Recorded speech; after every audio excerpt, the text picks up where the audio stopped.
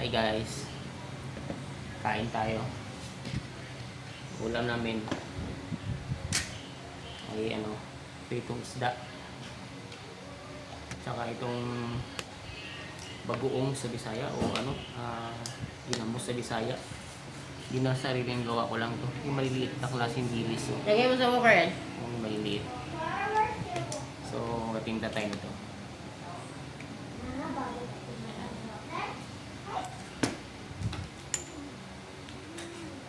Panangalian pa to. Anong oras ito? Stress. Inuna yung tulog bago kain. Nang ulam namin. Tapos lagyan rin ng kamatis. Kinaito ko na yung kamatis guys. Ito yung naman kakain. Butangin saan eh? Saan ba yung ano mo? Lagay ng putas. Tapos lagyan natin ng ay.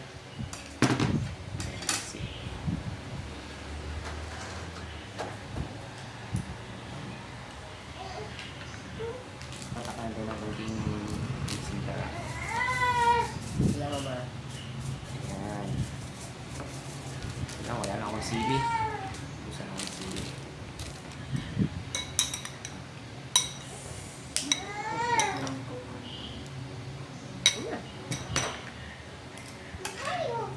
Suka.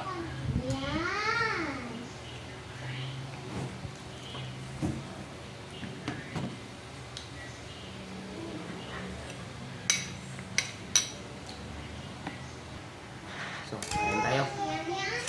Kamay lang ako. Hindi eh.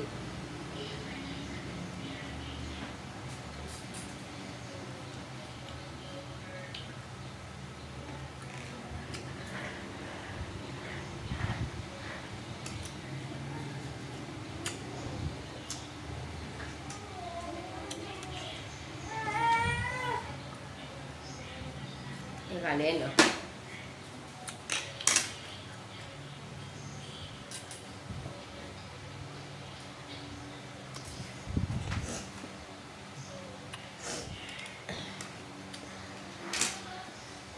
Sarap.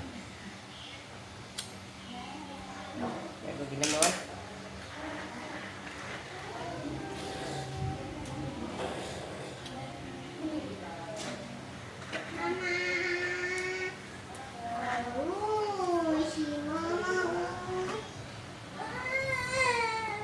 Oh, yes, yes.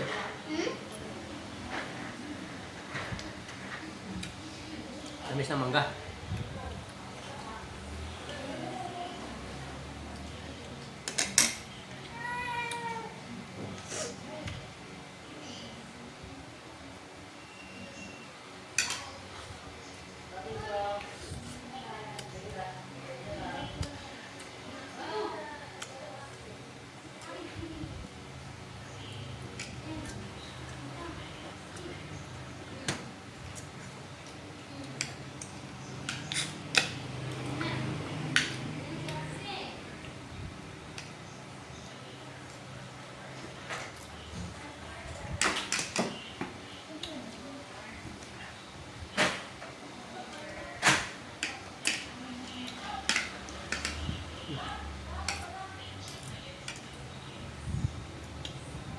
Pagkala ng kain. Kain. Sige, bye-bye.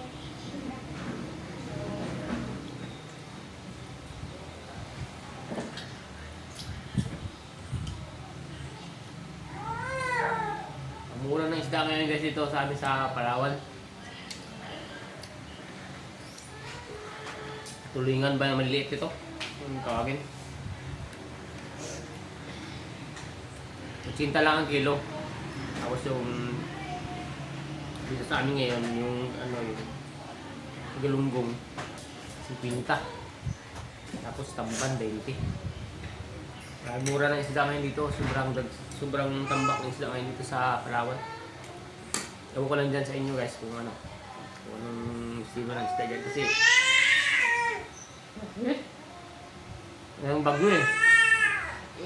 Kaya sobrang sobrang mura ng isda. pabulon sa mga ano yan, mandadaing. Kasi pag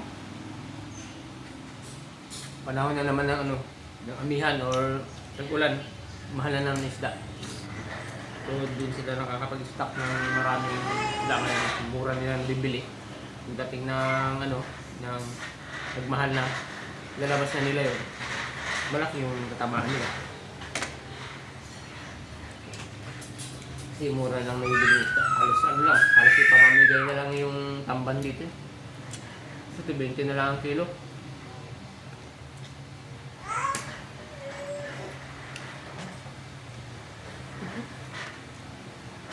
Hindi na lang, text. Sabong din mo. Ah. Tapos Ah!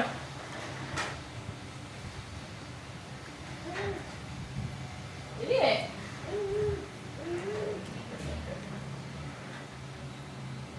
yung gas.